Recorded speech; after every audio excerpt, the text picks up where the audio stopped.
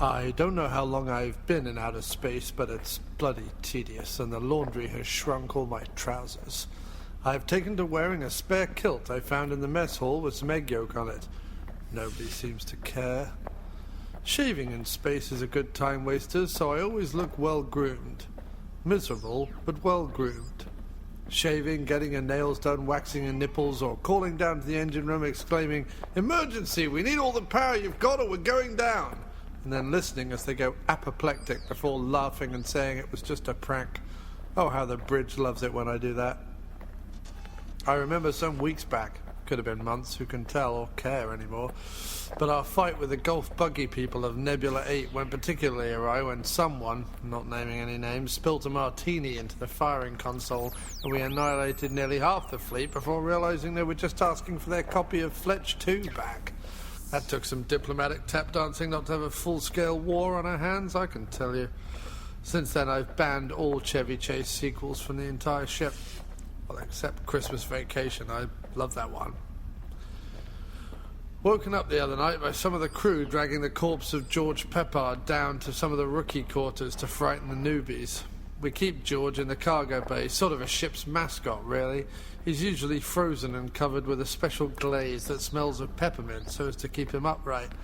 I told them to put Peppard back and said if they must haze the new recruits, how about we beam them and their beds all down to the planet inhabited entirely by swans?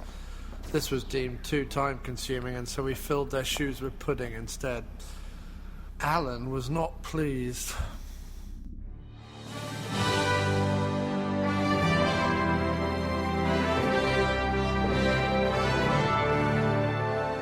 That was part 79 of The Astronaut's Diary Lament by Neil Diamond and Anne Hesh, collaborating here for the first time. They are currently working on a musical version, cast entirely using sport casting personalities, and a pamphlet version to be handed out by airport personnel in the event of a fire. And now it's the after-movie diner, which this week comes from inside the nostril of David Suchet while he struggles hard with a game of Sudoku at a dinner party where he's completely forgotten everybody's name.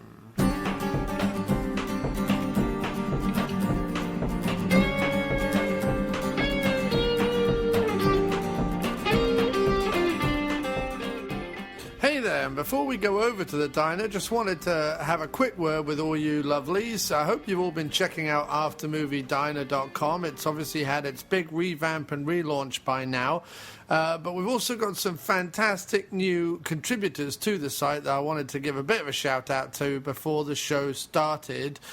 First up, Michael Campuchiaro. I don't know if that's how you pronounce your name, sir, but he is writing excellent cult classic reviews now for the diner, starting off with the Texas Chainsaw Massacre 2, which is up at the moment, so please do check that out on the site. And our very own Jay Mayo, local legend and host of Hold the Mayo podcast, is now doing exclusive trauma reviews on video for the aftermoviediner.com, and they are hilarious, fun, and informative.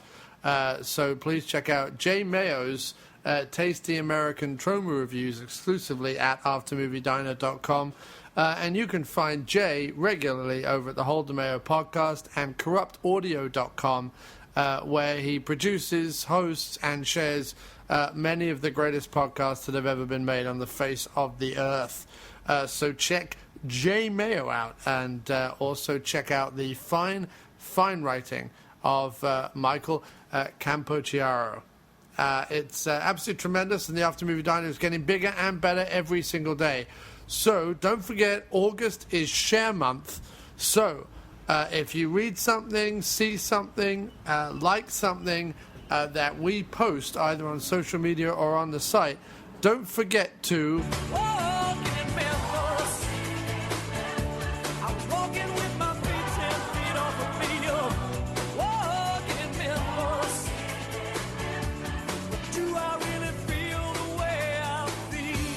share.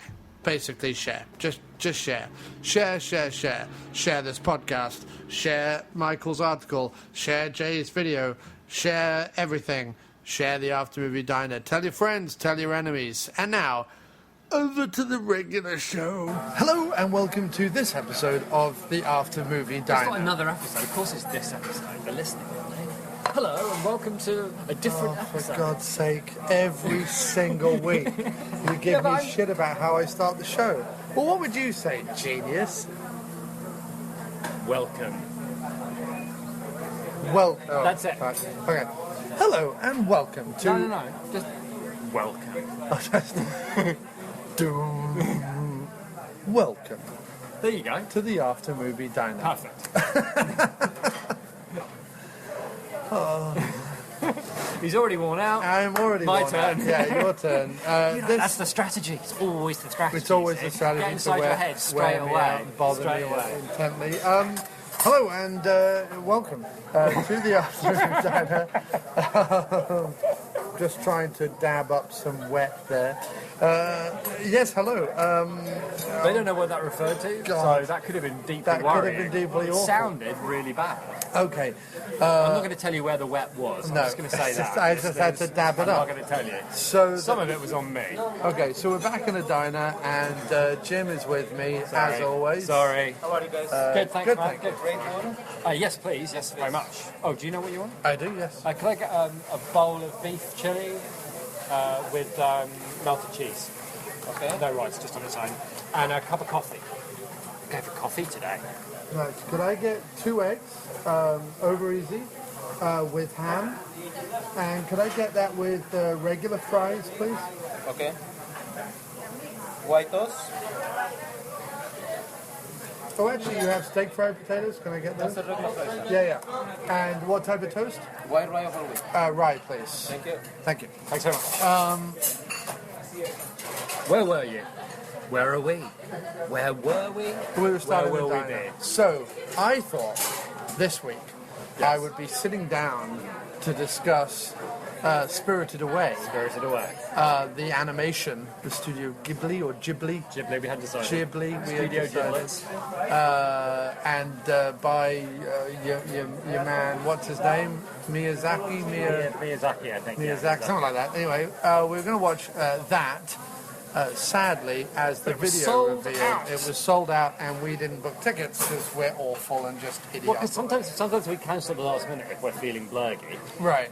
So we usually you are just, often And feeling- no, well, to be fair, because usually movies we go and see, nobody else wants to see them, and it's usually an empty cinema. Right. So the big Or there are mad people in it. or there are mad people there. So the big twist on this week's episode, the one might say M. Night Shyamalan style twist.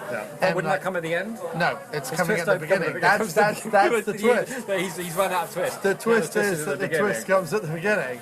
So the M. Night Salamander twist. He was is- dead all the time. he was and dead then all they the won't time. let you leave the cinema for 2 hours.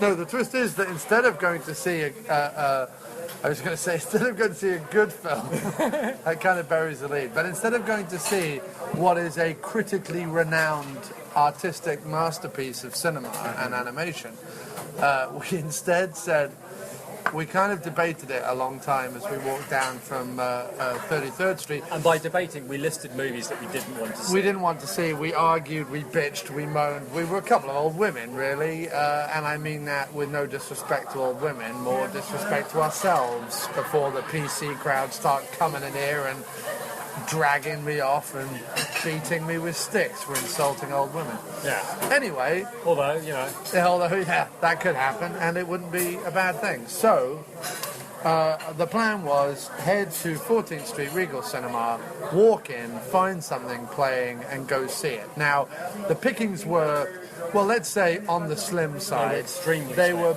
They were tissue paper thin. yes, they were. We had the options of such wonderful films as the Ghostbusters remake, which I already Although I put, didn't see that up there. I put a veto on that. Okay. Oh, maybe that's the Ghost. You put a veto on Bourne, the fourth one, although I would have gone to see that. I would have gone to see Ghostbusters. Right, but I put a veto on that. There was Bad Mums, Which we might which we weren't going to go see. There was We might have considered the Shark one, but that wasn't playing. Shark one with your Blake Lively. Right. So that really only left what, Jim? Star Trek Beyond. And as we got into the cinema, it was 6:40, Yeah. and the time on the thing said 6:30. I went up to the desk and asked, and she said, "You've got 8 minutes." Yeah. So I was like reluctant, but I went, all right then. However, luckily I found out I had one free ticket somehow through some sort of Regal Which club I think card. took the edge off having to go and see Took Star the Trek. edge off just a little for me, having to go see this damn film. So, Thank you very much. So yeah, I didn't mind so much, and so we went to see Star Trek Beyond, Star Trek Beyond. which is such a hodgepodgery. It's kind of going to be difficult to condense. Can I just, so let's But just, I'll hand it over to Let's just start here. to my balding colleague. let's and just ask start him. here. But it's not balding, it's happened. You know what I mean? No, you've still got hair. Yeah, but I mean that the... Yeah, all right, I see what you're saying. You've shaved but it short. It and sounds suits like you. You've gone I'm Statham. pretending. I like to say you've gone Statham. But like, it feels like... Go on, do Statham. Hello, can I be in good movies again, please? No, that's not fair. He just hasn't been in a lot of movies lately. Yeah, all right. He was in Spy. Spy was good. Yeah, but you've got to do Jason Statham. I could like do that. Jason.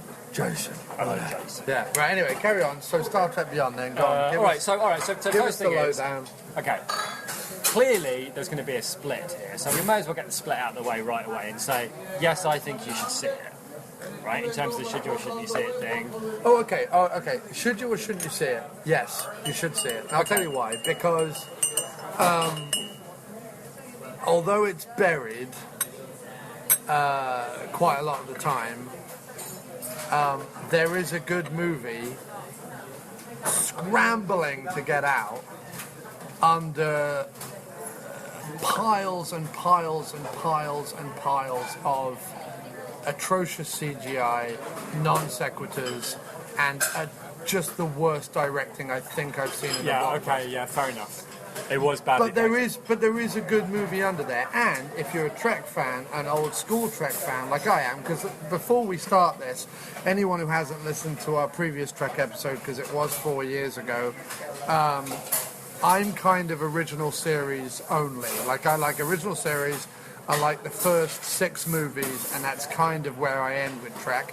No offense to Next Gen, no offense to Voyager. I know that a lot of people like that stuff, and that's all groovy. Everyone has their James Bond, everyone has their Indiana Jones, everyone has their captain of the Enterprise, everyone has whatever. Indiana Jones was a bad example because the same guys played him, but you know what I'm saying? Everyone has their period in time. I'm Shatner, Nimoy, and DeForest Kelly. That's my bag. I make no bones about it. And I think if you're a fan of that original Motley Crew, and you're a fan of Star Trek being about something rather than just being either tedious and or a rip-off of previous Star Treks, or trying to be Star Wars, then there is something in this. There is. That old school Trekkies would love.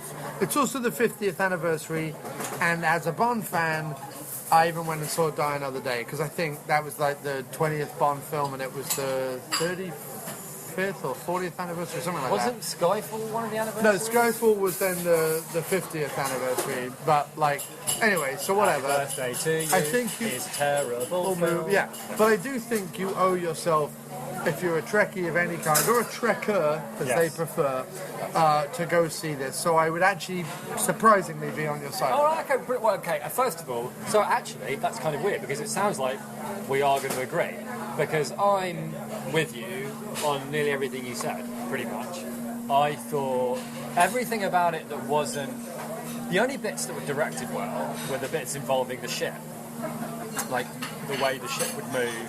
Clearly, he liked the idea of like how the ship moves in space, like gravity, anything to do with the environment and the vehicle. And I can see why he's gotten famous directing Fast and Furious films, in other words. But what puzzled me about it was how bad the action scenes were, how bad the fight scenes were. Yeah, well, let's. All right, yes. Okay. So anyway, I'm going to let Jim do the plot and try not to like spoil everything. yeah, I agree. Thank you very Because much. there is a twist, and it's a twist that I would like to keep.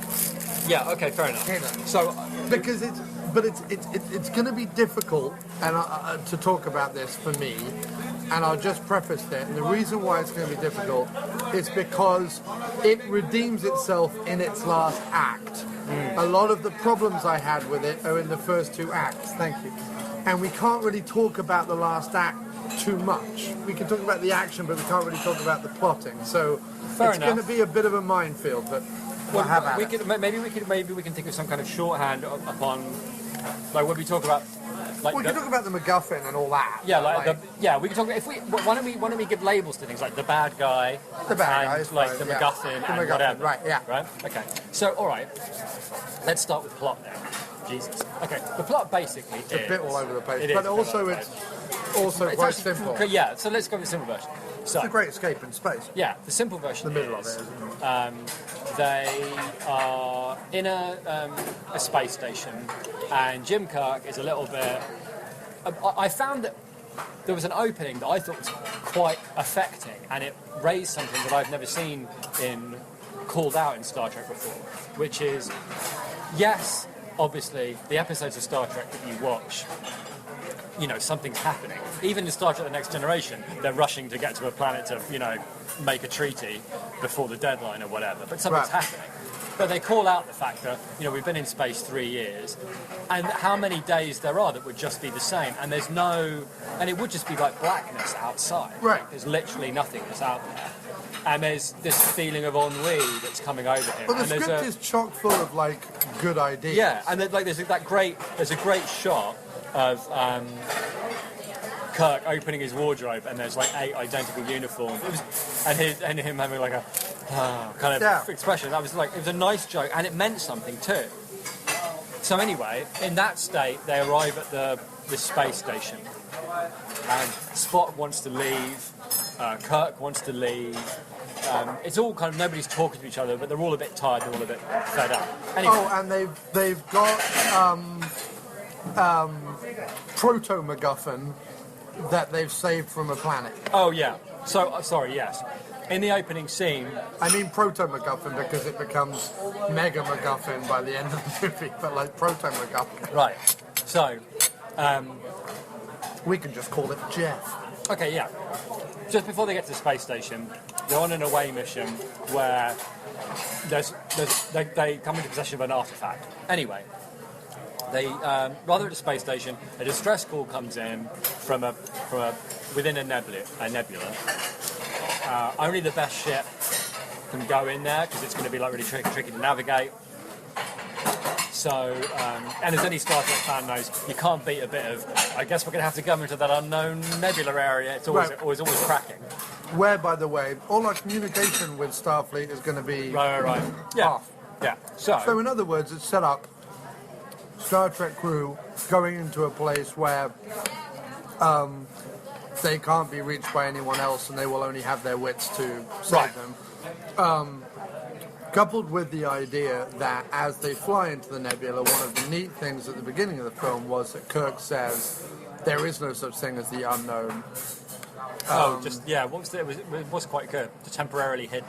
That's I think it, that was right. the line, Well, Yeah, not a great line, but a nice idea. it's a nice idea. It could have been punched up a little bit. You know what I mean? It could have been like something like variations on a theme would have been like a nice way to put it, because what he's saying is, you know, we faced enough, you know, space battles in the past that if we go through this nebula and there's a space battle on the other side, we'll know what to do. You know? Yeah, agree. So anyway, they arrive at a space station with an artifact and a sense of ennui. Then The fact that Kirk's character finally by this third film is becoming the cocksure captain of the ship that we know and love. Yeah. From the original. yeah. And Chris Pine He's really he's the good. best thing in this movie. Yeah, he's very good. He's really good at being Shatner. Yeah, and he I is. hate saying that, but he's really good at being Shatner. Yeah. All the others wobble horribly Yeah. from their borderline impersonations. But he's really good at being Kirk. There were bits when it was honestly like I was watching a young Shatner, like, really, and I didn't feel like it was an impression. It was like something. It was really good. Yeah, because he doesn't do the Shatner that everyone else does. No, he he's not. does. He plays. He's Kirk. not doing mannerisms. He's doing like reactions and feelings and like the character of Kirk. Of Kirk. Anyway, sorry to. Yeah, he's doing the character of Kirk, not the actor Shatner. Is what he's doing. Yeah. Anyway, so they arrive at the space station with a sense of ennui and an artifact. A distress call comes in from inside a nebula. Only the Enterprise can go in, so the Enterprise go in. At which point they're attacked in quite a cool way by a bunch of things, which cause basically the ship to crash. All of the crew members then end up dispersed around this planet. And a lot of them end up being Yeah, kidnapped. yeah, some of them have been imprisoned by the bad guy, a bloke named Krull, right? Krull. Which is a good, solid Star Trek villain name, It's basically Khan meets Krull, but whatever. right? With two A's. Yeah. And so you've got an injured Spock and Bones together. You've got Kirk and Chekhov together. You've got Which makes Chekhov, all due respect and rest in peace to the dead, but it actually makes his portrayal of Yeah. Chekhov almost bearable. yes, agreed.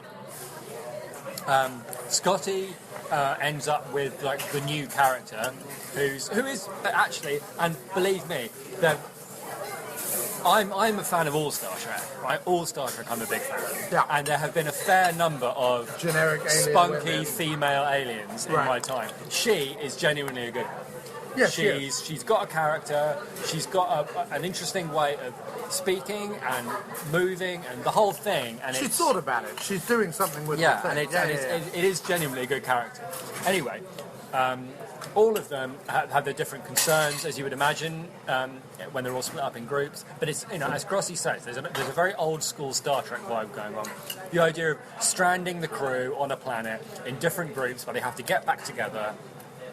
And stop the bad guy from accomplishing his plan is, it's a good, solid Star Trek. And it plot. would have and been that's a lot- basically what it is. Right. There's then a whole Great Escape homage in space. Yeah. They get everyone out, and then, I was sort of thinking halfway through, I was like, well, this is all too easy, and I don't know what's happening, and I don't know what the MacGuffin is, and I don't know who this villain's meant to be, and blah, blah, blah, blah, blah. And this is what I meant earlier, was while I understand that narratively the answers to the questions I had Yeah. would be explained in the third act, and were completely satisfyingly explained in the third act, more or less. You can't have, it's a sign of a poor director, a sign of a poor shepherd in terms of shepherding the script Yeah. and the action. It's a sign of a poor thing if I'm left halfway through the second act going, what? Yeah. What is this? Because, there were so many nice things that I wanted to geek out on in Yeah. the opening two acts that kind of fell a little flat to me because of the way they were presented. Yeah, I agree. There's two very good examples. And I think a lot of it's to do with the fact that I think there's two problems going here. One, he doesn't know anything about Star Trek, and that's fine. You don't necessarily need to, but it meant that there were a few moments that could have landed that didn't land because he didn't know. Right. And my example for that is, in order to escape the ship, at one point, they shoot out the view screen and jump through it. Now that, for any Star Trek fan, is a super cool idea because, what is it? Is it a window? Is it a view screen? What the fuck is that thing? So to shoot it, smash it into pieces, and then jump through it to escape, it's like a big moment. And the director, because he doesn't know that, because he doesn't know it's like a bit, a kind of cool big moment, it just. It's not only that. You've got the. Yes, I agree with that. There were multiple points, by the way. There was the bit where basically the Enterprise is all but destroyed. Right. And again, that should have been way more effective and affecting to old trekkers like ourselves than it was. Like, I didn't feel the emotion of that. No. There was something lacking in that. And I think a lot of it had to do with the idea that the attacking force, while very effective, was basically a bunch of like whizzing CGI niblets that you couldn't really tell what the hell was going on with it at all. And then all of a sudden, the introduction to the main villain is just this like generic alien beastie stomping around, like quoting stuff off, and does he have a history with Kirk? Doesn't he? Who is he? What is he? Like, but it wasn't even effectively hammered home. Like Well, that whole sequence, like, it got to a point where the whole sequence was a mess. You didn't like. Where was everyone? Yeah. Where were they escaping to? How were they being How the hell taken? did Spock and Thingamajig end up in that ship? Right. There was a bit where Spock was in an escape pod. I know he was in an escape pod. Yeah. And then the next time you come back to him, he's in an alien ship. But what about the bit where Uhura's meant to leave Kirk on the disc part of the ship, and she flies off on the neck thing? Yeah. But that Yeah, for wasn't ages I was clear. like, wait, are they on the ship? Wait, is Kirk on the thing? Is he on the... Like, there was no awareness There's a of point where where- anyone was. No, because Kirk at one point says... Like, that Yes. was the whole thing, because Yeah, when the thing came down... Uhura effectively sacrifices herself, as far as we're concerned, by trapping her and the bad guy in the neck of the ship and going down with that, while Kirk is left in the top half to kind of assume control. But that wasn't clear. No. I didn't even know that till Uhura said it an hour later. And when the thing was coming down, because there was a line in it, I think, where Kirk said something like there's no crew on the disc, or something like that. Right. So when the disc was coming down and crashing and all the rest of it, I didn't think anyone was on it. I thought it was empty. And then I realised, oh no, wait, everybody's on the disc. It was really confusing. They all escaped and then got kidnapped by... It was very weird. Like, That's what I mean. Like, the whole thing struck me as, you know what you say about Nolan in A Dark Knight Rises, Right. where he's only interested in some bits. Like, this whole film felt like that to me. There were bits that he was interested in, like and there were like cool bits. The way the city looked was very cool. But the way the city looked was straight out of Guardians of the Galaxy. Like, and I know that like revolving space station Elysium style thing has been done multiple times. Yeah, I suppose so. The whole thing. But it still looked good. It still looked good. It looked. I liked the way that the ship came into dock underneath, like, the main thoroughfare. Yeah. Like where the river would be. Like, it looked almost normal for a minute because there was a river and there were tall buildings by it, and then you saw the ship going. Like, that was cool. There were like little bits like that. No, that there were were. cool. And then there was this whole bit where like Kirk says, "Oh, we have to get back to the ship." And he's like, I think, but there's nothing there, Captain. And he's like, oh, she still has a few surprises left, Yeah. right? Yeah. And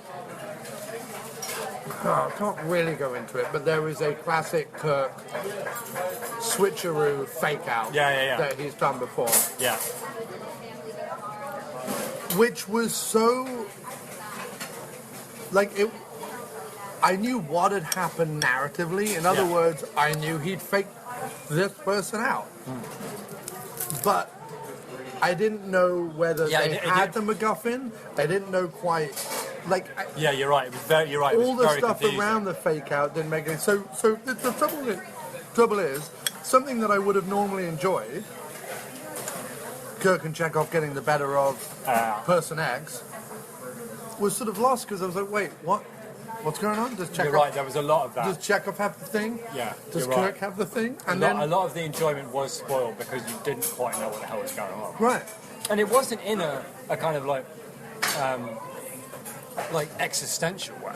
It was just simple narrative. Action. Like things Simple like, where are they? narrative What's going on? Right. Who's got the thing that they want? You know, and it's just distracting you, you know? No, and I said something when we were talking about Get Mean.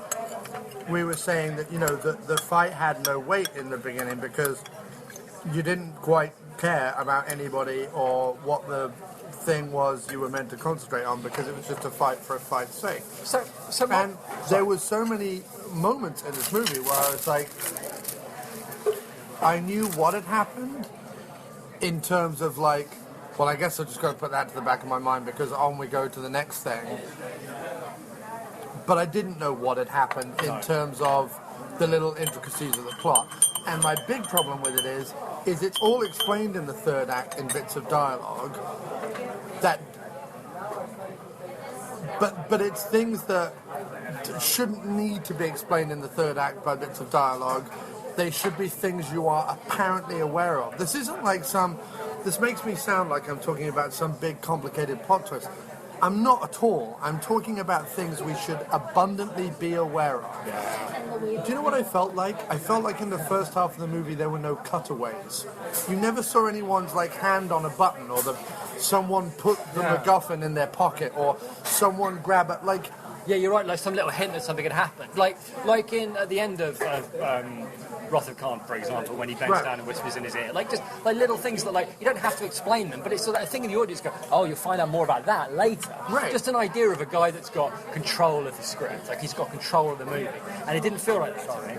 Yeah, thank you very much. It felt to me like he knew. He read the script and he thought, right, I'm being paid a bunch of money to direct this, and they want to turn this into an action film, so I've got to try and make it an action film. And all the bits where there were no action, where it was just people on a screen talking, were really good. They were really good and effective. Yeah. Anything that involved action was confusing and it wasn't tethered to the narrative. And that's because, like, it wouldn't surprise me, for example, if I found out, or if we found out later, that all scenes just involving like actors in a room were directed by somebody else.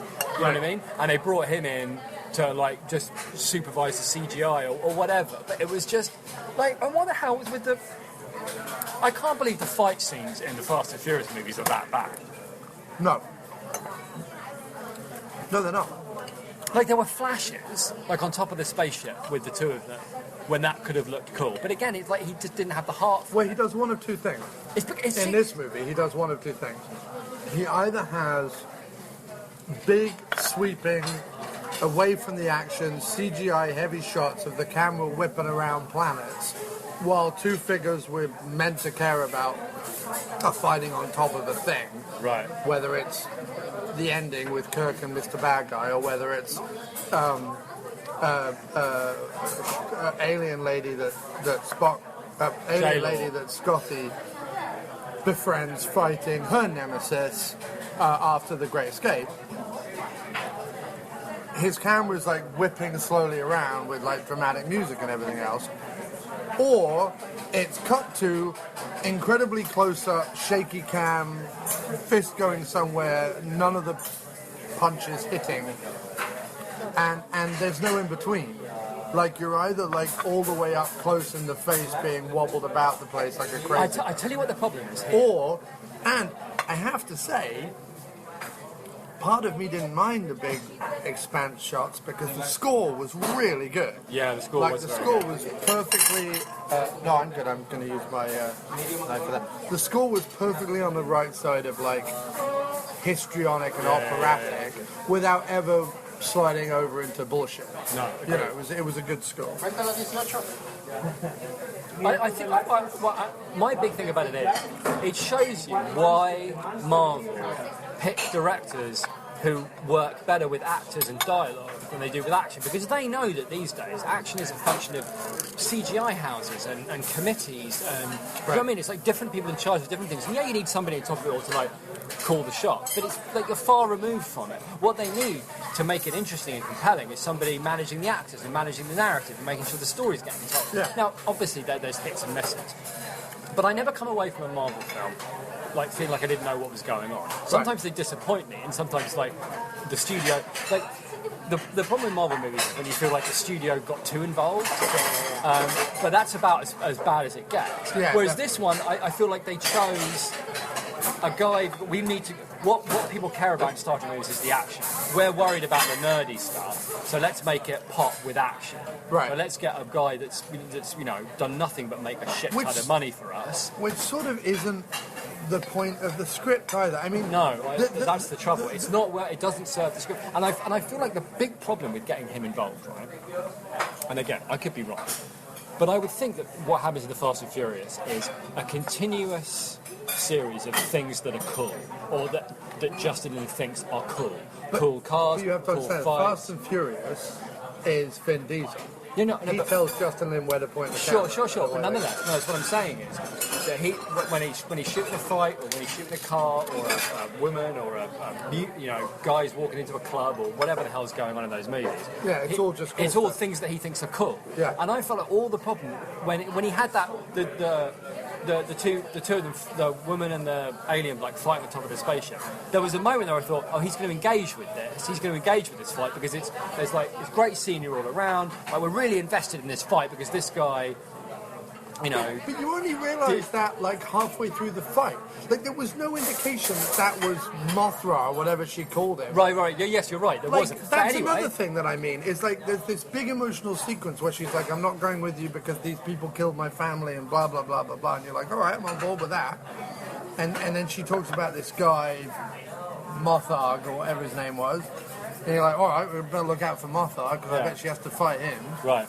And it wasn't until halfway through the fight where he says the awful line about like, "This is just how I killed your father," or whatever. Where you're like, "Oh, wait a minute, is this Mothag?" Because there was no like. And that's the other thing in Wrath of Khan. And look, I use this only because there is a Khan aspect to this. Like, imagine if when they got to SETI Alpha 6 in Wrath of Khan, he kidnapped a whole bunch of people and they had to go save them. Meaning that the way Khan is shot, it is clear from the way that people interact around him and the way they talk to him that he's top dog. The guy with the feathered mullet is, Mr. Number 2. He's the one who's going to point out, like, Khan's inadequacies and should we really... We have a ship and the means to go where we will? Right, that guy. Right? And then you know that the others are, like, just general cannon fodder and or minions. But you're set from the moment... Because it's a slow introduction to the character that is based on menace and suspense and tension and dialogue and all that other stuff. You know where you are with it. The moment you see him, you're like, all right, okay. Even if you haven't seen Spacey, the original Khan story, like you know where you are with it. And with this, you can't say the same. No, I agree, but this is what I'm saying. So in that fight, right, you feel like maybe he's going to get engaged with it. But then you realise that he's not engaged with it because he doesn't think it's cool. He thinks it's a bit silly. He thinks it's like women dressed up. Because like some people do think Star Trek's a bit silly. People like dressed up looking like aliens, but they're just wearing funny things on their heads and pretending like what's going on. And like you can see how some people in the world, particularly, I might add, I would think that the crossover between people who think that really fast cars and hip-hop music and, Miami Beach and, like, Vin Diesel punching, somebody in the face, people who think that is cool, and people who think that Star Trek is cool, that subsection would be pretty small, I would argue. And it's me. No, but listen, I'm not saying that you can't enjoy Fast and Furious. I'm saying that you sit there going, yeah, man, this is so cool, that car is so cool. Like that kind of attitude. That's two completely different sets of people. Right. So when he's looking at this fight happening, he's not thinking, awesome, she's fighting the bloke that killed her dad, let's make this land. He's thinking this is stupid. Some stupid alien bird fighting another stupid alien. Like, he's not, whatever he's good at, he came into an already established franchise, right? He came into an already established franchise with already established characters with the brief to just make ridiculously cool things happen with these characters. And he did that in space and made a shitload of people a shitload of money doing it.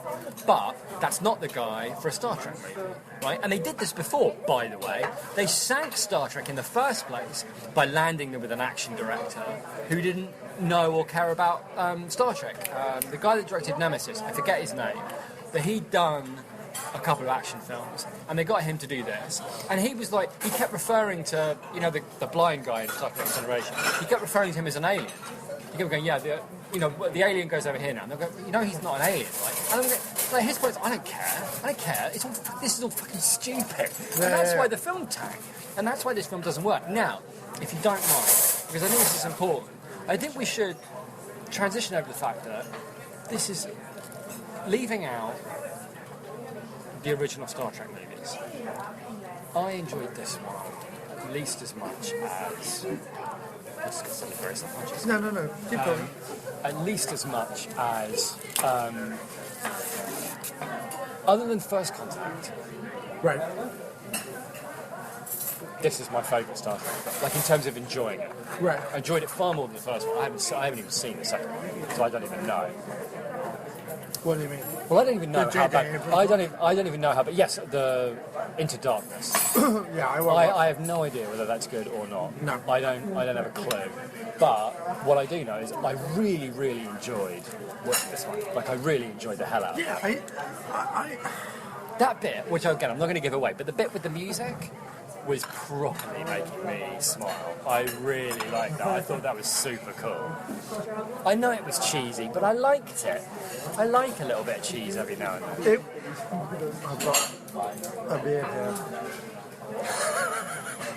You have to put a warning about people eating before listening to the podcast as well. The music bit worked narratively, and it was charmingly done. But it was like a lot of other things in this movie. Only just. Yeah, okay, I go along with that. He did his best to sync it. Oh yeah, completely. My guess is when My Simon biggest- Pegg, my biggest when problem- Simon Pegg was watching this movie, I bet it was a succession of him going, he ruined that bit too. Like the joke about Spock contemplating his mortality, Yeah. and then getting woken up by Bones because Bones is really worried. Like, you can see how that would be a funny scene. Right. The Bones is like, Spock, Right. oh my God, Spock, blah, blah, and then shakes him. He's like, what? I was contemplating mortality. Like, that's a funny. But he cuts out the beginning of the joke, Well, there's okay. so it's just him shaking, going, Spock, Spock, Spock. So there's two problems. There's two big problems with the film. Okay. 2.5 big problems. Spock is awful. The guy who plays Spock is absolutely. I liked him more in this one, but I'm still not a big fan. This one he had to do a lot of weighty stuff, like a lot of Spock moments, right? They've decided, for whatever reason, that this new iteration of the Enterprise and of the original crew is more Spock's story than Jim's. They've woven Jim's into it, you know what I mean? And like there's little bits of Kirk in this. And there was moments, which I did love, where they tried to get the dynamic of Bones, Spock and Kirk together, which is what it's actually meant to be. And that was a about. great bit. It's never actually meant to be about one person. Yeah. It's about the balance that the three of them bring. And it had those moments enough. But for whatever reason, they've decided this is Spock's franchise, mainly because I think Nimoy was knocking about and he wasn't as a divisive figure as Shatner. But anyway. I don't think it's that so much as I think that Lynn is more comfortable with a storyline where, he's lost his father figure and he's a bit sad. Like, I can see how at some point in the They started with the J.J. Abrams one. The first film is all about Spock as well. He's made the whole franchise about Spock. I'm not sure I'd agree with that. I thought that this one was much more about Kirk. Even this one was much more about him coming to terms with the idea of what it means. No, I'll be alright. Thank you. No, I mean, him coming to the idea of being the captain, like being the captain of the ship, and what that would involve, what that would mean, and all the good and all the bad, and him turning into that guy. What I loved about it is, when they had that, this was what was so super cool about it. There was a moment right at the end when Spock looks at. I thought that was such a cool moment. I know it's like a bit cheesy, but he's looking at a picture of Spock as what, and he's there, and the camera pans over Scotty and Uhura and Kirk and all of them, like the actual crew from the end of Khan. I think it's Undiscovered Country actually. Yeah, it's the second one. So the final one, and it's like this is. What's happening is this. Like, it doesn't. Those movies happen. Is what the film's saying. They happen. This is an alternate timeline on that box. But these movies happen, and it reminded me. But it's also talking about the unity of the crew. Sure. Because all the way through, Spock is possibly leaving, and by the end of it, he's resigned to stay. But what it reminded me of when that end bit, and Kirk's wandering on, looking forward to get back into space, is that thing that Shatner had as Kirk, where he never wanted to leave the ship. When he left after Khan, he didn't want to, and then he was restless in undiscovered country because he wasn't captain of a ship. But he takes over command. All that kind of that thing that he can't. All he wants to do is fly. And to have him in the movie being like ennui, and then at the end of it, all he wants to do is get back out there, that's a really nice arc for him. Because I felt like that connected him to Shatner, to Kirk Wiener. I agree. And so there's the director was a misstep. It really just was. Yeah, it was a misstep. And there are real narrative issues Yes. in the first two acts that, yes, are cleared up satisfactorily in the third act. But what you're meant to do with a plot point that arrives at the beginning but is solved at the end is to make it obvious that plot point arrived at the beginning. Right. Not make it so that you go, wait a minute, is that something I'm meant to pay attention to? Oh no, wait a minute, we're off to the next thing. You know what I mean? Yeah. Okay, so now let's, and then the last thing is, I think that the script could have had one more pass. It really could have done, to like iron out, even if it was to just insert some dialogue into the opening acts that. But I feel like things got cut. I really feel like that might be the case. That scene where that might be the case. I feel like that scene where Bones shakes Spock away, and Spock jokes, "Oh, I was just content." It doesn't land because the moment before should be Bones quietly saying, "Spock, trying to wake him up because he's sick," and him not responding, and then he panics, and that's how the joke lands. For that not to be there suggests to me that he's going away, he's cutting up bits of dialogue he doesn't care about, and I think that's a lot of where the confusion comes from too. Yeah. I'm sure, like Peg's thinking, I'm sure he'll insert a cutaway here so that we know that thing's been put, like just things you would expect the directors to do, and maybe it's even in the script, and he either doesn't know or doesn't care or couldn't be bothered or they didn't get the shots or whatever. Like we've both seen our fair share of movies here that didn't get the shots. Yeah. And I actually feel like when you cut out all this CGI from it, it's quite a low budge movie, really. It's mostly just a couple of people on screen, on a set, like sometimes it's just like, the woods or whatever, or some rocks. It's pretty cheap. I noticed there was a shot of like the crew, like, oh, and here's the crew of the Enterprise. It was the same people in the same stretch of corridor, like 3 times. At completely different times of the timeline. Like when we first got there, towards when just the battle's about to begin. But it's like the same guys in the same stretch of corridor, which suggests to me that they didn't get the shots, they didn't have an awful lot of money. Which, given that it's the third film of the franchise, second one only did okay, we're just seeing if this is going to work or not. It feels like they didn't sink a lot of money into it. So it wouldn't surprise me if they looked at it and went, there's stuff we didn't get, and they went, forget it, that's it. Yeah, but I don't know. I always find it a little dangerous when we hypothesize on here, because I really don't know. Well tried. But there's editing issues, and there's directorial issues, and there's either scripting issues and or the editor and the director hacked it down to make it a more whiz-bang, pacey affair, and kind of gutted some of the earlier scenes. And that is problematic and a shame, especially because there's some really nice things going on. There's some good jokes. Specific. I mean, the guy who plays Spock is, and I understand he's slightly better in this than he was in the. He was a lot better. He was watchable in this. But I forgot he was a guy impersonating Spock. I get that, but he is awful. Yeah, like he's just not a good actor, whether he's playing Spock or whether he's playing It was bad casting because they cast somebody. Here's the problem with it: they cast somebody who looked a bit like Leonard Nimoy instead of going like with Chris Pine, where they went, we need to find somebody. When they went with Pine, right, regardless of the problems with the first Star Trek, they did find somebody who at least had like Kirk's charisma. Like if nothing else, even if everything else was going on, he had that. I buy him as a captain. Right. Yeah. But what they didn't find, the equivalent for Spock, was somebody who had Spock's charisma. It's a very different kind of charisma.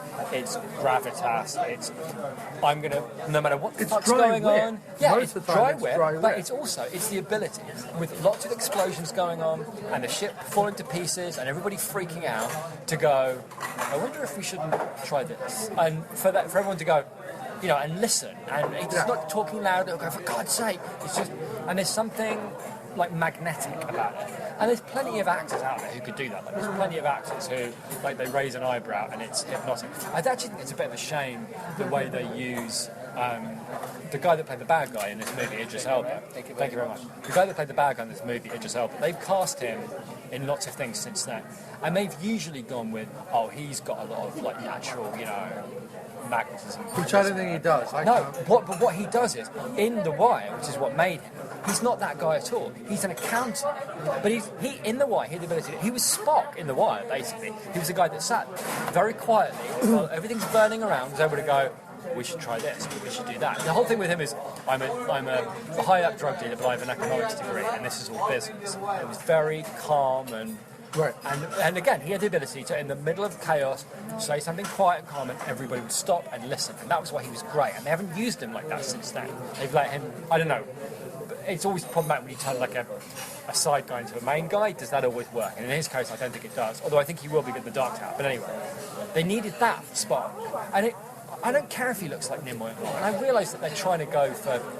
I mean, I find that, personally, and this is the one thing that I admire most about the whole movie. And I realised it at the moment when... and I don't think... Maybe it was Lynn's idea, but I'm guessing it was Peg's.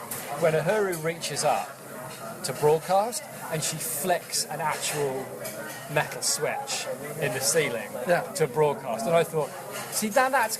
I like the fact that they use the old... They got rid of the old thingamajigs in Next Generation. Like, they want to make it a Star Trek film. And they could have done anything with it. I was going to agree. I was going to go on to that, actually. But it comes back to the problem that I've had with the whole idea from the get-go. And that is, why, when you could tell a story about it, I mean, this story of... Because basically the overriding metaphor of the film is we're better together than we are apart. It's the whole idea of it is testing the ideology of the Federation. Right. And what I liked about that is we're kind of facing that right now in the world. Right. And I've always said my big problem with modern Star Trek is that it doesn't do that. It tries to be Star Wars, essentially, with aliens and good guys fighting each other. And there's don't worry, there's like a ton of that in here as well, that I was a little like, should this even be in here? But what is nice is, and again, it's that third act that tightens everything up. It really is. It's like the first two acts are like a rope blowing in the wind, like on a sailboat, off a sail. And in the last act, Peg and Pine and everyone else run in, grab the rope from Lynn and go, heave to, the sail straightens up and the boat goes off to victory. And it really feels like that. And so this whole idea of the Federation ideology being tested is a really nice metaphor for right now. We're very fractured right now, and there's a lot of division going on in the world right now. And the forces of hope, whoever they be, whoever your flag bearer for hope be in the world, are talking about like unity and unifying and pulling us together and strands of blah blah blah blah blah. So I liked that. I liked that it had that callback. But the biggest problem you have is that it's an absolute cul-de-sac to make it the original crew and force these actors with varying degrees of success to like walk in the footsteps of people who have come before who've been beloved for 40. I know, I agree. So, it's a big problem. And what I'm saying is, if you want to make Star Trek in space with a whole bunch of people like banding together and waving the Federation flag and saving people from an alien gulag or whatever, you can do that without it having to be bloody Kirk, Burns and Spock, especially if you can't find a cast that can do that adequately. And I'm sorry, as much as I like your Judge Dredd guy, and I do like him in stuff, he's 50-50 on Bones. Sometimes he nails it, I agree. and sometimes he doesn't.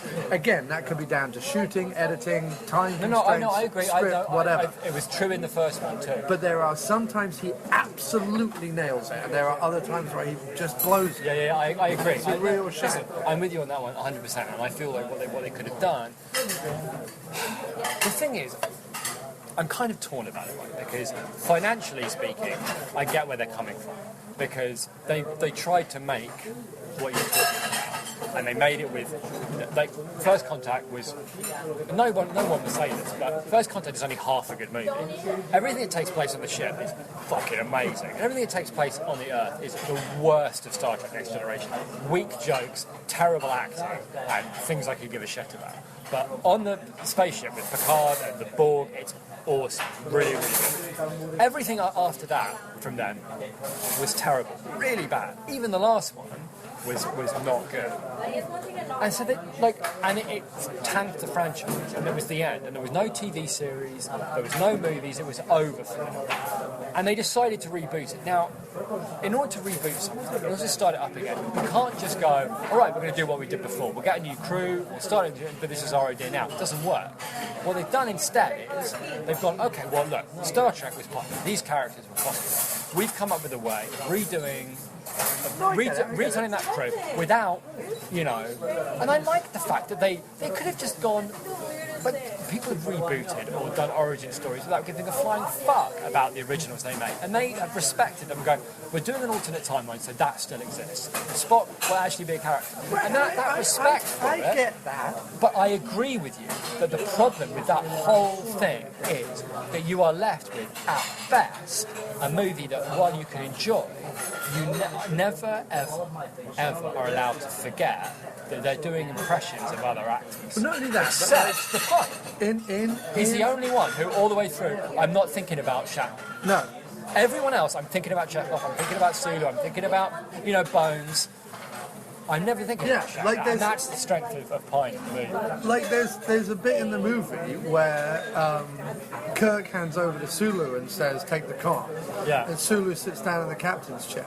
And as much as I kind of have a real big problem with the way Takei has been towards Shatner, especially in the last 20 years, because every time Takei is interviewed, he brings him up, and I'm like, it's irrelevant now. Like, can we leave 40 years of... But I just kept thinking, like, how much more weight and how much more cool that would have been if it was Takei taking the chair. And then when there's a really great bit, it actually only really happens in Undiscovered Country. But there's that really great bit at the end of Undiscovered Country where Christopher Plummer's going mental and quoting Shakespeare everywhere, where Bones and Spock have to go, like, tamper with the torpedo, right? To put, like, the homing thing in it or whatever it is, the heat seeker. And there's that wonderful thing of the two of them working together, and Bones being like, I would pay good money for him to shut the hell up, which is amazing. So, for whatever reason, whether it's an homage to that or whether they wanted to, like, do a Bones Spock thing, which I very much welcomed, was very happy about, there are several scenes in this film with just Bones and Spock. And there's even one bit where you've had a whole bunch of Bones and Spock bits, and you think it's going to be Kirk and Spock, and then he's like, I think Bones should go with you, right? And which was a really good moment. Really, that was a great moment. It was a great moment. But when they're whizzing about in the spaceship, or when he's, like, helping him out in the cave or whatever, I'm sat there and I'm going, I just wish I was watching Dear Boy and DeForest Gillick. And right. it's not that I wasn't involved in it, because I obviously can look past them to the characters, but I'm just like, this patter would be so much better, and I just want to see that movie. Yeah. So I'm sat in this movie, and I'm enjoying it, and I'm getting what they're trying to do, and I'm liking the fact that it is a hodgepodge in the same way that the Skyfall kind of was and Die Another Day kind of was. It is a hodgepodge of things gone before. There are Wrath of Khan nods, there are Undiscovered Country nods, there are original series nods, there are, like... There's even nods to some of the Next Generation movies. The saucer coming down into crashing the way they did was right out of one of the shit At one ones. point there's a nod to the Big Green Hand. That was a good joke. Right? That was a good joke. So, like, that was cool, and I enjoyed all that, but it does make you go, I just wish I was on the couch watching Undiscovered Country. Yeah, and that's the biggest problem with it, and I don't want to be that guy, but I appreciate everything you say about the reboots. But no, listen, I agree with you. In other words, I like what they did. I did. Rather. I understand why they rebooted the way that they did. But having made that decision, decision. Right, the suits having made that decision and handing it over, every decision they've made since then, I'm on board with, and any problems I have with it are flawed by the nature of seeking to reboot the series in the first place. Yeah.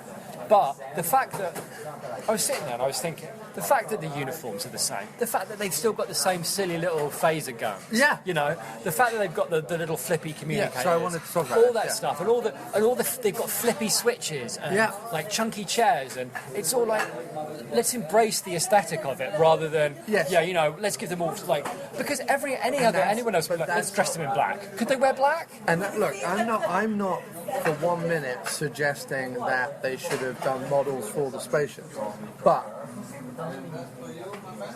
it did mean, because they embraced, there was also that cool bit where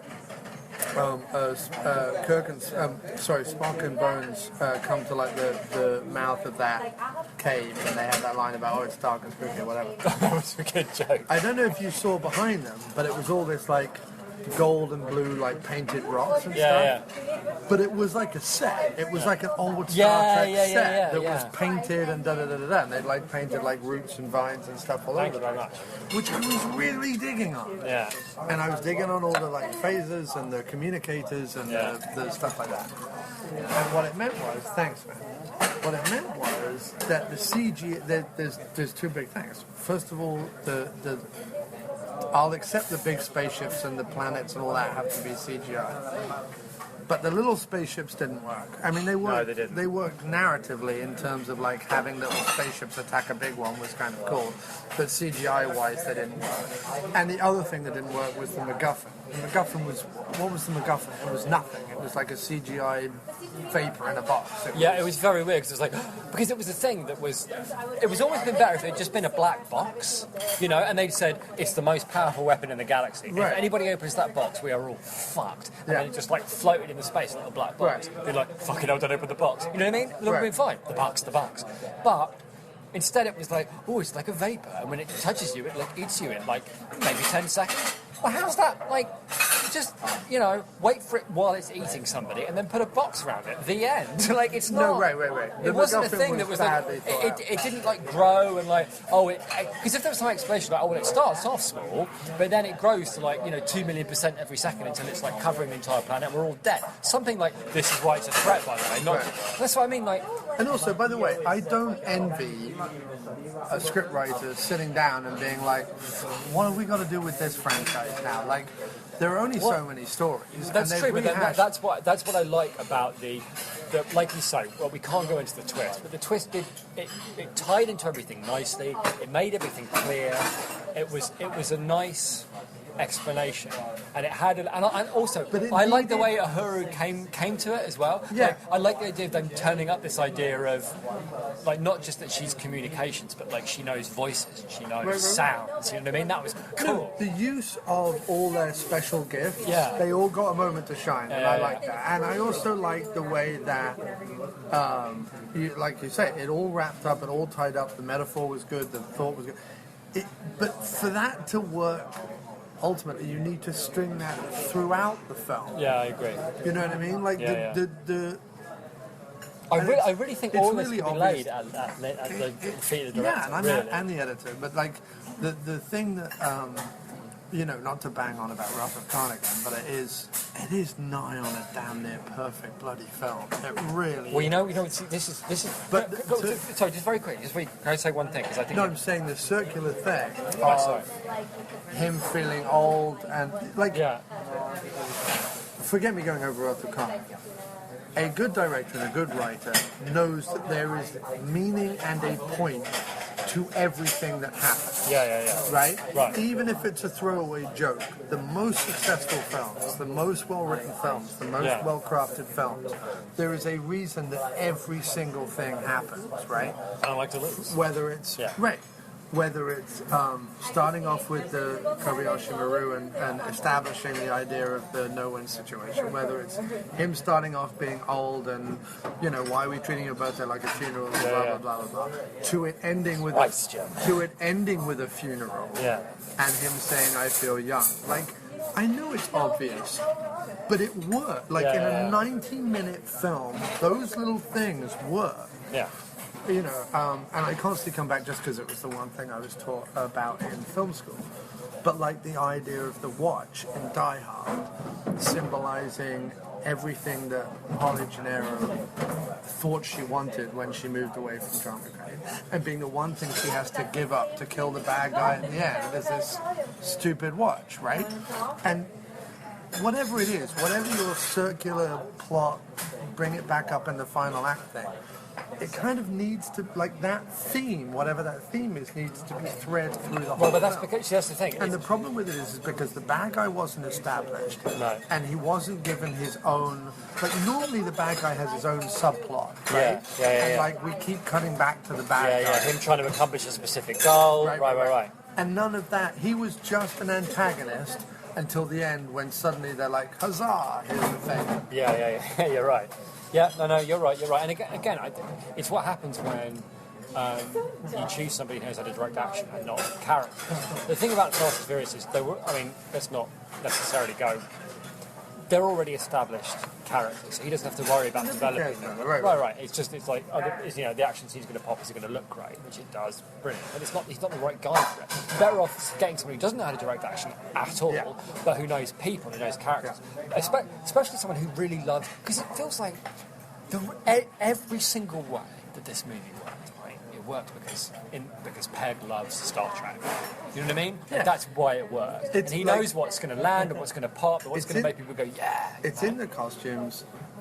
It's in the props. But I'm it's in talking the even the plot points. No, I the things that happen. Like the thing with the music is a very Trekky thing to do. Like to have a problem in that way was like. I was watching it go, this is great. Like I can see like Scotty, pressing play on an old Walkman to like make something happen or something like that. Do you know what I get it, and it's no more ridiculous than having to bring whales from the past into the future to get the probe to go away. Right. It isn't, right? Well, see, this is why, by the way. This is why, just very quickly. This is why I have a lot of hope for the new series, because your man Mayer is involved. Nicholas Mayer, Nicholas Mayer is involved. And anybody that wants to get Nicholas Mayer involved in anything to do with Star Trek needs to be given as much money as possible. Right. But so I loved the setting. I loved the costumes and the props and the character beats. Again, if it's going to be about, like, if the idea at the end of it has to be that both Spock and I think it's too tall an order to have both Spock and Kirk have the journey whereby at the end they both have to make a decision to be together. Yeah, that's true. It's kind of too much. Because if it's Kirk's thing, you can follow that thread throughout the whole movie. And when if did it's Spock's thing, when did Nimoy die? Nimoy died this year, so it was probably. So I wonder if it wasn't put in there as a kind of a nod to that. And I have to say, as sensitive nods go, it was really good. Yeah, it was. Like, it was great. It was really good. Really And even the shot. And to be fair to him, I even liked the way that he shot it. It was very plain and matter of fact, like where Spock was stood. Yeah. He was just on his own, and he was looking out into a relatively blank sky, and there was just like a weird kind of metal, like old metal structure next to him. And that was it. That was the shot. It wasn't busy. It wasn't crowded. But it wasn't overly sentimental. It was just like really simple and nice, and it was cool.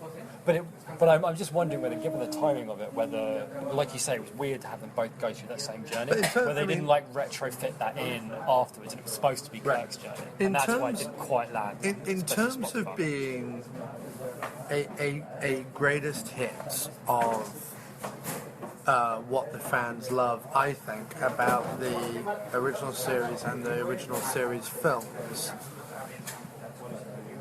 it works as well as can be expected based on the fact that you've got a whole new cast trying, to be completely honest, their absolute best to fill the shoes of these iconic characters.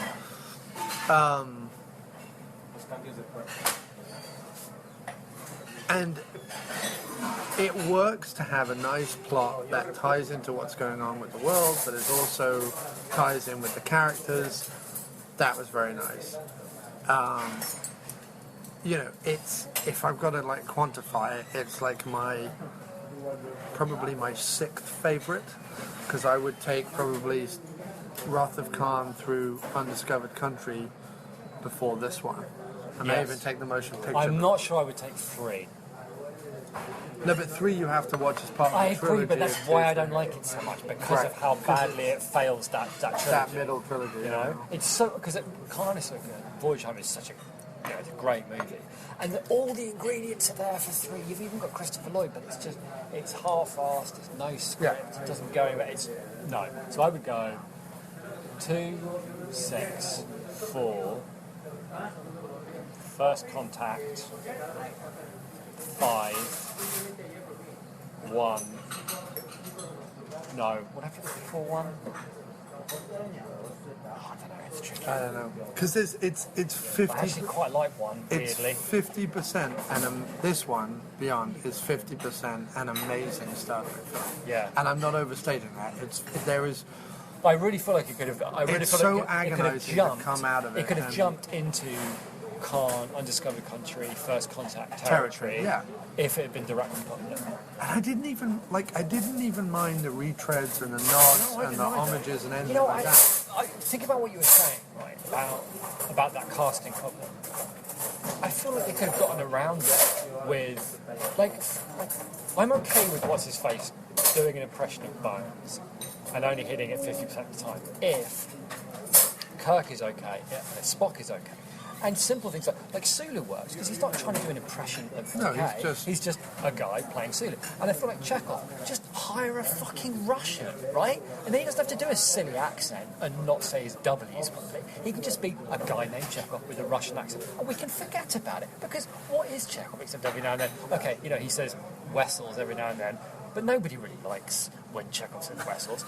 People like Chekhov when he's like saying cool stuff like "Guess who's coming to dinner," with Right. when it's a believable like mad Russian accent. So just get a fucking Russian to play him. That's it. That's what you got to do. That's the way to fix that. All of that. Yeah, no, he's too...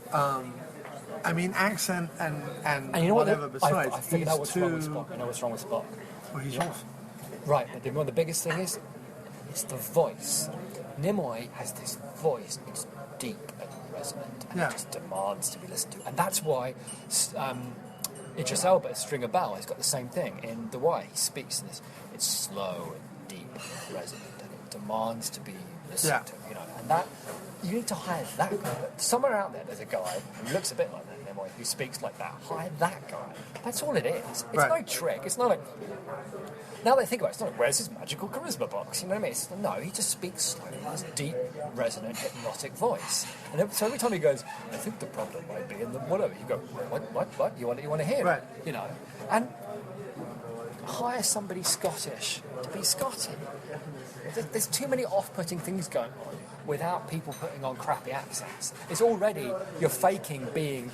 Yeah, you're already okay, faking so- being Scotty. You're already faking being Chekhov. Don't fake an accent to fake being Chekhov. There's too many fakes. So problematics, other problematic things. Scotty's use of the word lassie all the time was off. that was boring. Even if it was authentic. He was actually- I don't ever remember him saying that in the No, I don't know that. Actually, he was pretty good in this, and I liked him, except when he said the word lassie. Yeah, there was something off-putting about it. And the second thing is, I don't know whether this was Peg geeking out. I don't know whether this is a reference to something. But every single character constantly having to say, oh, wait a minute, I can cue long, spurious technical jargon Oh, nobody yeah. cares No. about, That's rattled off really, really That's quickly. not one of the best things about the later Star Treks, and I say best in a kind of a giggly, absurd way, is how they can solve pretty much any problem known that's ever happened to anybody ever by rerouting the power from the warp coils. It can be solved every time. No, that was fine, but there was a lot of extraneous dialogue rattled off at a pace while explosions and music and everything else went on that I was just I don't know whether it was Peg trying to do a running joke and it kind of not hitting the mark. Well, again, it does. I think you're right. I think it is a running joke, and it's not hitting because everything that was happening in those scenes was overwhelmed by explosions and action and CGI.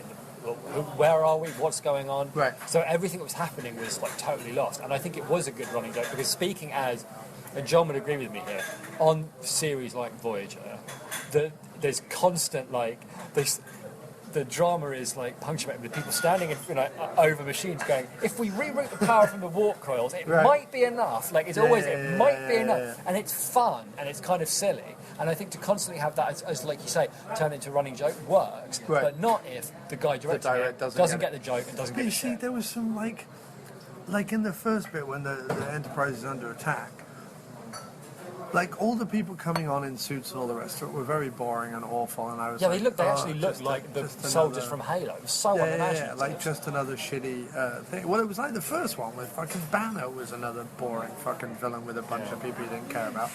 They have a real problem with villains in this series. However, the nice bit though was when like the corridor was obviously like turned on its side and they were all sliding down. Yeah, that was super cool. was all sliding down, and it was all done practically. Yeah. It was like any time anything was done practically, I was happy and amused, and well, again, but I think that was. I just wish it was all kind of a bit like that. I think that was a moment that interested him. I think he liked the idea of playing with gravity. Like, okay, this was another thing that was in no way explained. Right. Mysterious alien girl that Scotty meets. When he first meets Scotty, has been set upon by a couple of, I don't know, random aliens toiling in the woods, whatever. Oh, yeah. Right? Yeah. And suddenly, she has multiples of herself and overrides the bad guy and then is just one of herself, blah, blah, blah, blah, blah. And later, Kirk does. Yeah. Right? And there's that smoke bomb thing that he walked into that's a trap that solidifies. Again, none of that was explained. That he suddenly is able to like drop off the back of his motorbike at will and do blah blah blah blah blah. Because none of that had been either explained, set up, sold, or anything previously. And I know in the script says like we set up this stuff because she has the power to do it and she has this trap that blah blah blah blah blah, so when we see Kirk use it later on it's meant to make sense.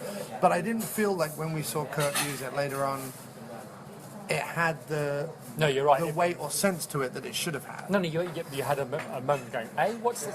Oh, is that the thing? That the thing? And then go, I've missed 10 seconds of action. Right. I'm trying to remember what the fuck it is I'm seeing. And again, that strikes me as cut. Like, there's a scene somewhere on a cutting room floor where he's like, how did you do that last scene? She's like, oh, well, blah, blah, blah, blah, blah. Right. Or, hey, what was that thing with it copies versions of me? Oh, he can go, hey, that's neat that you get copies of versions of you. Like, obviously can't go into it too deeply because it makes no sense. Like, how do the non-versions of Kirk know where to motorcycle? Like, they're all cycling around a quite complicated path. Right. Like, if it was just, like, copies of him, then how do they know where to go? Right. Like, why are they not just, like, cycling through and there's also, solid, whatever? I mean, there's huge leaps. It's funny, you can accept some leaps. Like, I can accept it when Scotty first goes, well, this wasn't made for human transportation, so I did you one at a time and blah, blah, blah, blah, blah, to jump forward 30 seconds. I think I can manage 20 people. You're like, all right, I'll take that leap because you're Scotty and I accept you're superhuman and blah, blah, blah, blah, blah. But by the same token, we have 50 years of explanation of who Scotty's character is that allows us to suspend disbelief during that point. We just met this Jack, and we don't know whether it's a superpower, whether it's an alien power, or whether it's... And then suddenly Kirk has it, and you're like... And also, because the whole big thing was, we've got to cause a distraction. And then we cut to Kirk, and he goes, I know exactly how we're going to do it. Right? Yeah. And the way you're going to do it is with a bunch of stuff we haven't seen before. Or we've seen before, but haven't been sold. Yeah, also, like, I feel like the bike thing could have been handled a little better. It was like, oh, here we are in a room, and there's a moving picture, and this is there's just a room, and oh, there's a motorbike in the corner. Right? Why is there a motorbike in the corner?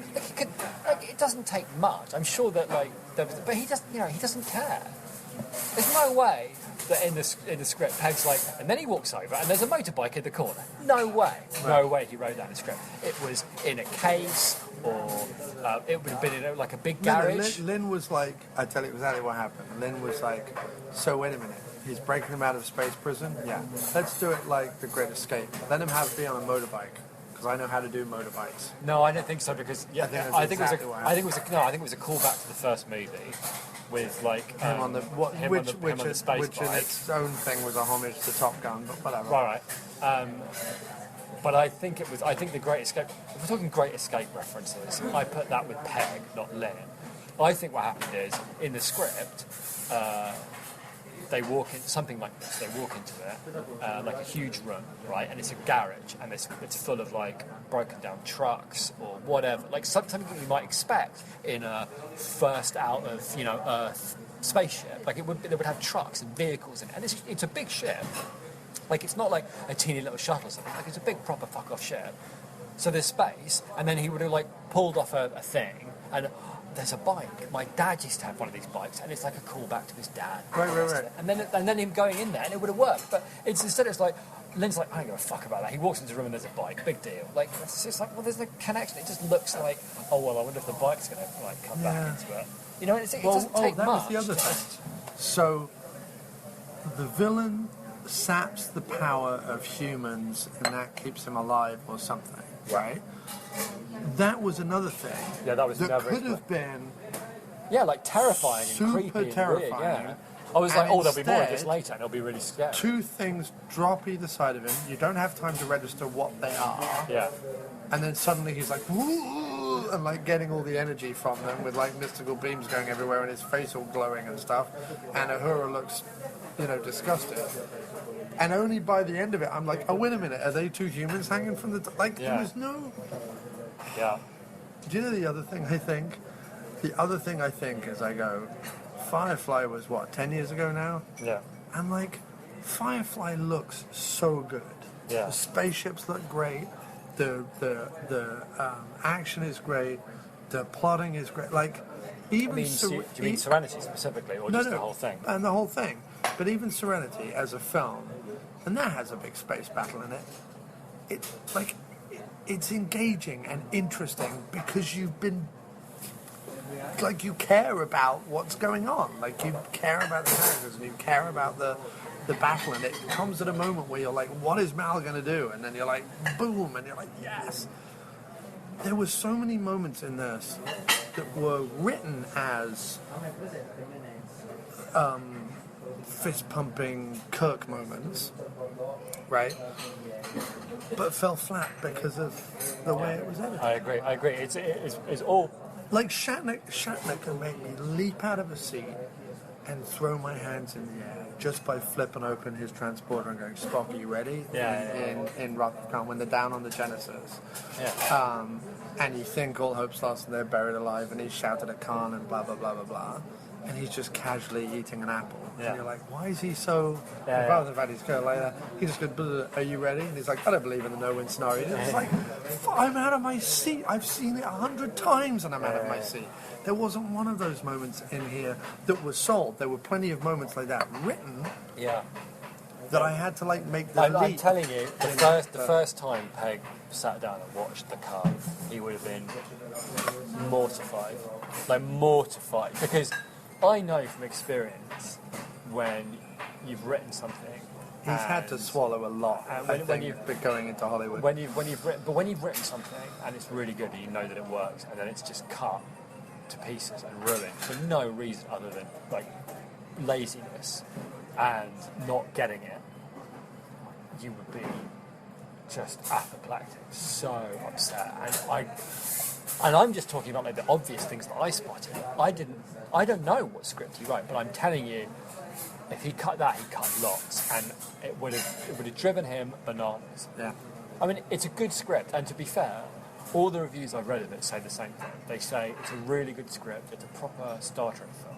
It's not like the criticism level of the first one, which was, listen, it's an exciting adventure movie, but this isn't Star Trek, Whereas this one is, as you say, like there's a point to it, they're trying to make a point about the Federation, they're trying to make it relevant, and succeed in making it relevant to these times. Like, I did feel, like you say in that third act, like that it was speaking to me about like the third act is great. I just wish the rest of the movie was like that. Yeah. Even that bit, like, the bit with how they actually stop it. I mean, not like the final fight, but how they stop it is like it should be this really cool moment, but it doesn't land because it's not quite properly set up. Right. Like, oh, try and push him towards this area. It just doesn't land. Like you say, so many things are set up and they don't land, and it's all the fault of the director. And I feel like if you had someone who was good with narrative and good with characters, they would make sure that whatever the CGI house or houses or likely were working on would tie together, would tie in with the script, and those moments would land properly. Because, hey, we're paying money for these, so let's make sure they're going to hit in the way that they can, instead of, well, these are the only bits I'm interested in. Because if you're only interested in those bits, then they're not connected to anything. It doesn't matter if you make a film about will we not get to rob the bank. Like, yes, you will. Are there going to be enough car chases? You know what I mean? Like, that's fine. And if all you care about is the car chases and the fight scenes, then that's cool. Right. Totally fine. If and everything else is filler, and let's make the characters look good, and let's have Vin Diesel, I don't know, find his dad or whatever, and that's There was fine. a few cases of hand-to-hand, or a few moments of hand-to-hand combat in this film, and they were actually handled really atrociously. Yeah, they were really bad. And again, I think it's because he thinks they look silly. I think it's the whole, like, I don't that know why aliens they dressed put up him in thing. there. Well, there's some reason why he's not... The things Anyway. he's connected to are he liked the idea of what you could do in zero gravity or reduced gravity. Yeah. Which worked really well. He was interested in the idea of how ships move and how things move in space, which was really, really cool. He was interested in the way that such a big ship could maneuver. He was interested in the idea of how future cities would look and work in this cold. His whole thing was how things move in weird gravity in space interested him.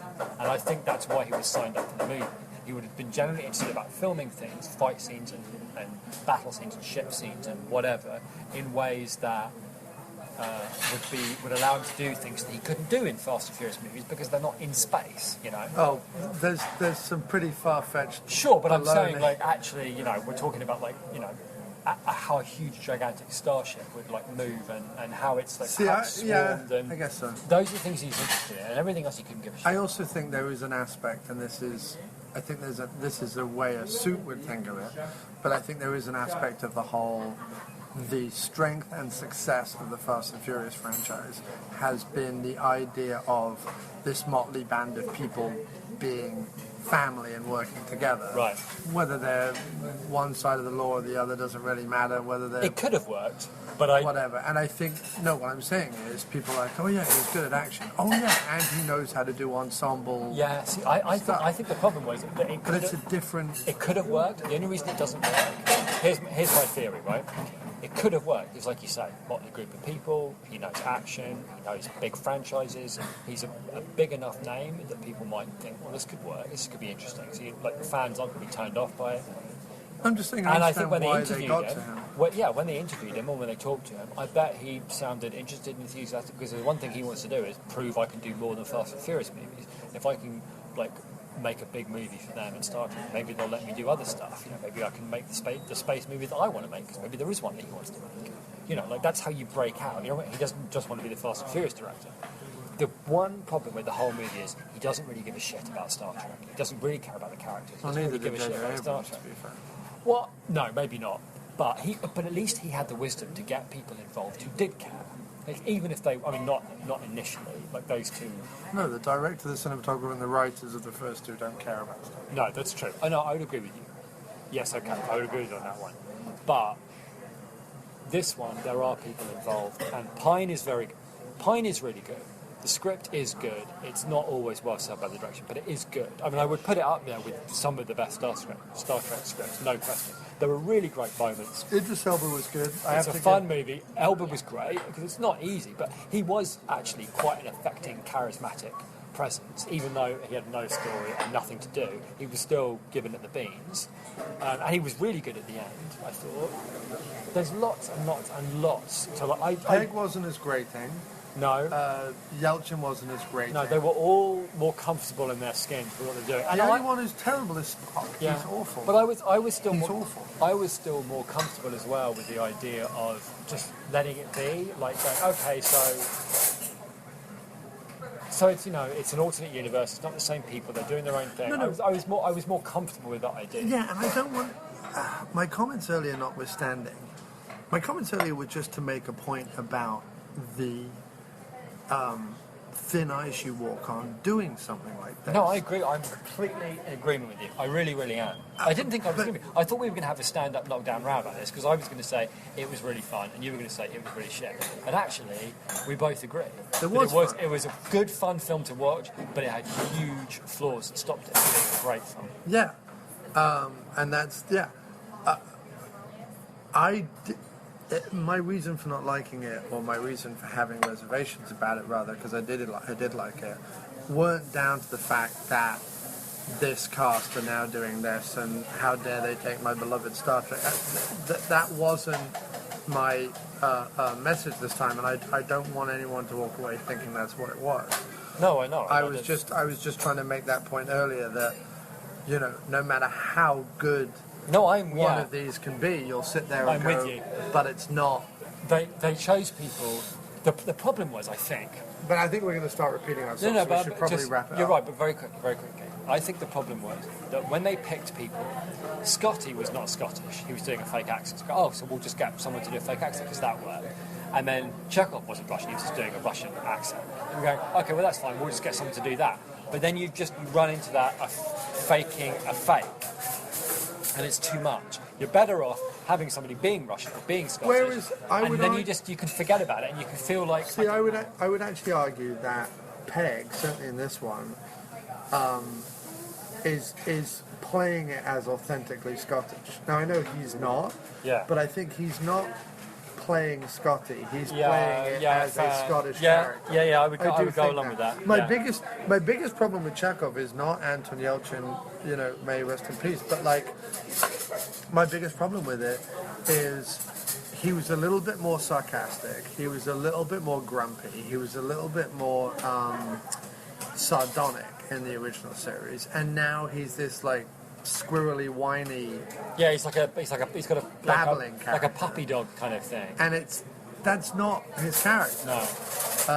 In the first one, like you say, the whole thing he's a bit like, guess who's coming to dinner. It's that whole.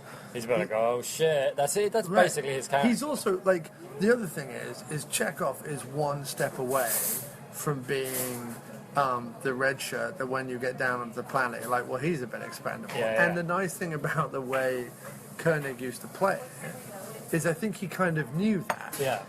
It was kind of like he became, over the course of the original series and the movies, a beloved character. I don't think when they were writing him to begin with, well, the reason to put him in, of course, is to go, the Klingons are not the Russians, they're the Klingons, because look, we have Russians as part of the crew. So because they were in the middle of the Cold War, they were like, well, if we put a Russian on the crew, that indicates that all that is over. But he's also like, you know what I mean? Like, he's borderline expendable, really, because you could probably get. But the way Koenig played him, endeared you to him to the point where by the time you get to Rutger Khan and his like, he's being threatened and his whole like, is Chekhov going to live or die thing throughout the first half of Rutger Khan is earned by that point, because you want him to live. You don't want Chekhov to be taken over by earworms. You want him to survive. So, but that's oh no. But that's earned. And Yelchin. No, I agree. He's a bit nerdy and a bit twitchy. He plays him like a kind of whiny, squirrely character. Yeah, he's like a puppy dog kind of thing. Like, oh, he's so enthusiastic about space. So, I'm enthusiastic about space. I don't expect people to like watch me in a movie. I agree, but okay, I'll say this to finish up, right? Because I think sometimes the trouble is when we talk about things like this, we spend most of the time talking about things we didn't like about it, so it sounds like it's not good. I really enjoyed watching the actual experience of sitting in the cinema, watching the movie, start to finish. I enjoyed it. I should have enjoyed it more. 70%, 65% of it. There were some bits I was really uneasy about. Well, I enjoyed the whole thing, but without disagreeing with what you're saying, I was just able to skate over those moments a bit easier. Yeah, to be honest, but again, that's because I didn't go in with the most like open and relaxed of minds. But I will admit, again, sometimes the things that allow you to enjoy a film more than me, if sometimes if the individual elements work, you're happy with the movie, even if overall it didn't quite hang together. And for me, if it just about holds together, I can forgive some like not structural, like the things that make it up, things that fall short that would grate on you, like the directing, the action scenes, and what the hell's going on, stuff like that. I can I'll skate over it because I'm kind of enjoying what I'm seeing. But I would say this, right? I now, if you told me tomorrow that they're making another one scripted by Peg about, say, the Klingons, right? Like the next chapter is about the Klingons, and they get a good director in, not Lynn, I would be very, very excited about seeing that movie. Yeah. Having seen this one.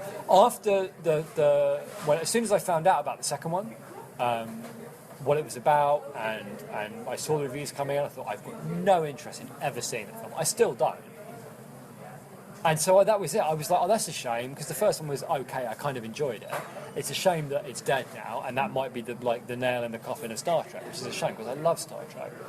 But they made this film, and I feel like even if they don't make another one, it's at least got CBS to make a really good series with really good people involved, and I think it's going to be a really good show. Well, not only that, but I'm happy with it. They've done a neat thing at the end of this one, and I don't think this gives anything away. They've done a neat thing whereby at the point when this movie ends, right, even though it's a different timeline and blah, blah, blah, blah, blah, they're about to go off. Yeah, basically on the the missions original series that you would see on the original series. Yeah. Right? Yeah. So they have come full circle. So if they chose to end it here, If they that would chose be to cool, end it, yeah. it absolutely works. You've had 50 years of a great storyline, 50 years of a great crew. Well, I'd be interested to know how much money it made, because that'll be the thing. And it you know, you will start then with the original series with Kirk Loving being captain and none of those internal problems going on, and he knows how to fix problems, and all the crew are together and they're all on the same page, and any kind of fractious thing. And it's interesting because it does kind of mirror what was going on with James Bond franchise when Craig took it over, that then Mendes fucked up, which was the idea that at the end of Quantum of Solace, he had become Bond. He'd proven not just to M, but the whole of MI5 that he could be trusted, that he was Bond, that he wasn't out for himself, it wasn't a revenge mission, that he understood that it was about Queen and country and blah, blah, blah, blah, blah. And now he's ready to be Bond with all the bells, whistles, gadgets, babes, soundtrack, and the whole bit. And then Mendes came in and was just like, okay, well, let's. But what about if he's got issues with his mum? Yeah. Fuck off, Mendes. Well, I mean, we're not going to get into that, but I fucking hated Skyfall to the point where I've got no interest in Spectre at all. I've got no interest in anything Craig and Mendes have to say or do with Bond. No. Not easy to keep a franchise going. And you would expect. Oh no, and in other words, avoid men who wear flouncy scarves. Yeah, well, that's definitely true. But you would expect a franchise to go if it takes a steep dive in the second film for it not to recover. But I felt like not only did it recover in this one, did this one better than the first one. Yeah, and I would also argue if that you enjoyed the first film, you'll enjoy the shit out of this. Where we are in the world right now with movie making. Yeah, blockbusters, tent poles, Marvel films, all the rest of it. All of which, by the way, I think have run their course. Yeah, I can tell you that this summer, out of all the blockbusters that have come out and everything, I have seen exactly 3 big budget movies in the cinema. And that was, not big budget, but so-called one was The Nice Guys with Russell Crowe. I really want to see that, so I haven't seen that, but I really want to. Ryan Gosling, really good. Second one was Secret Life of Pets, because Kim wanted to go see it, and it was passable fun. It was fine. And then this one, I haven't seen.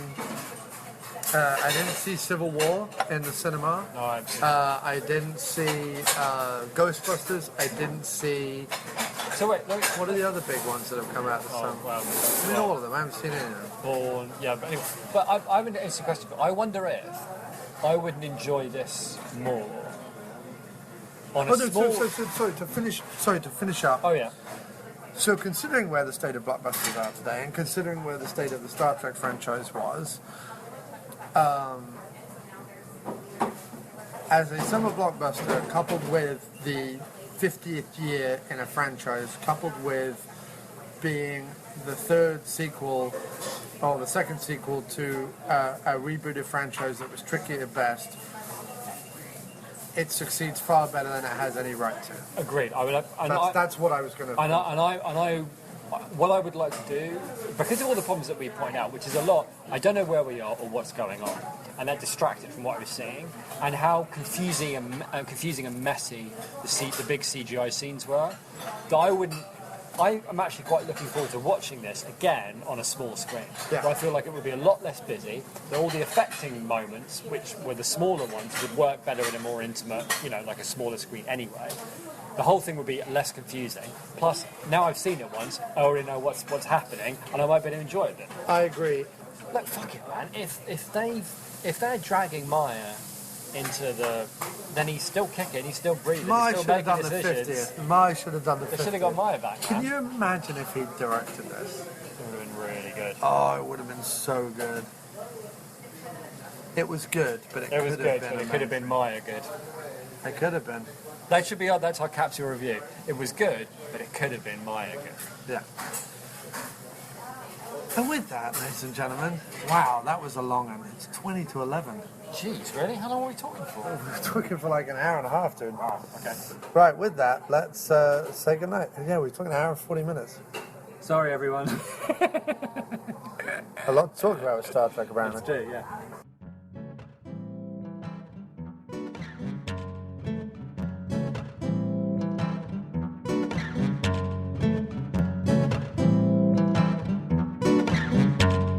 Well, back in 2011, I find a movie going to see. A film by Jim Jarmusch starring Iggy Pop and me. But when the show was over, I had nowhere to go, so I ended up in a bar, sipping my bourbon and feeling low. One night, this wild-looking guy called Frank came over and asked me why I looked so sad as I drank. I told him about my post-movie blues, and then I saw the light in his glass eyes. He told me to go to the after-movie diner. I'm surprised you don't know there's no place finer. Come on now, let's go.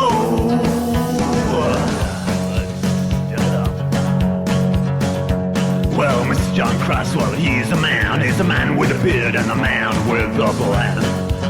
Yeah, he is. With Jim and John and Adam Mark, tune into French Goblet to start.